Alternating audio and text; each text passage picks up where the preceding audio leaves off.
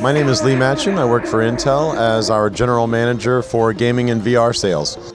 Well, gamers are the most demanding PC users that I'm aware of, and in response to their ongoing need for more and more performance and better hardware, we've launched a new line of very high-end desktop CPUs called the X series. And that desktop CPU line ranges from 4 cores all the way up to 18 cores, which provides probably more performance than they've ever had before in a PC, and allows them to do pretty much anything they want in PC gaming. Gamers are a very savvy group of PC users. So there are certainly a bunch of users at the high end that need no explanation. They just want to see the features and they'll know exactly what it can do and how to build it. But in addition to that, we're demonstrating a range of use cases that take advantage of the performance that we're bringing to market. Even though the number of VR headsets that have been sold in the market is relatively small, there's a lot of people that I think are looking to make a VR purchase decision in the near term, and they want to make sure that their PCs are ready to go for when they do dive into VR. So there's been plenty of people upgrading their PCs, I think, to be VR ready.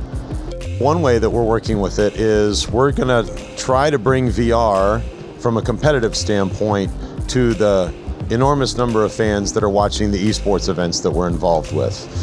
Now, I want to first say that I don't think that the current games that are being played in esports, I think they're going to be hugely popular for a very long time to come.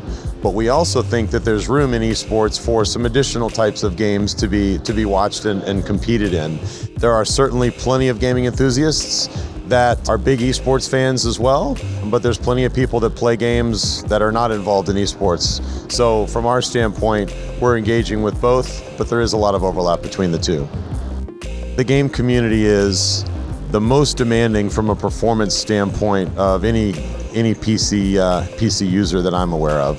So when we engage with the game end user, the game developer, as well as the pro gamer, what we're looking for is feedback on what we can be adding to our products that will increase their competitiveness, their immersiveness, and the fun that they have in enjoying games. We also want to understand what they're looking to do in addition to playing the game itself, things like streaming, so that we can make sure that we've got the performance headroom to do that, because there's always new things coming to gaming, and they typically happen on the PC first, and that happens because we've got openness and we've got performance for people to do all kinds of things, anything that they can think of.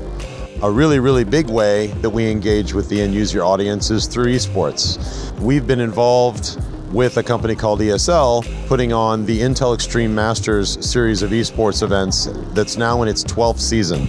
So we've been involved in this since early days of esports, and in those 12 years, it's grown to an enormous viewer base that's going to be over 300 million people watching esports in 2017. So we view that as a very big way to engage with a lot of people who watch and largely play competitive games online as well.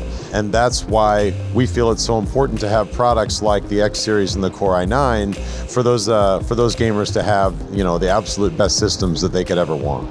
The Intel brand is integral and endemic to gaming. I think we've been involved in gaming on the PC side for such a long time that when people think about what you need for great gaming performance, Intel and our core brand of processors comes to mind.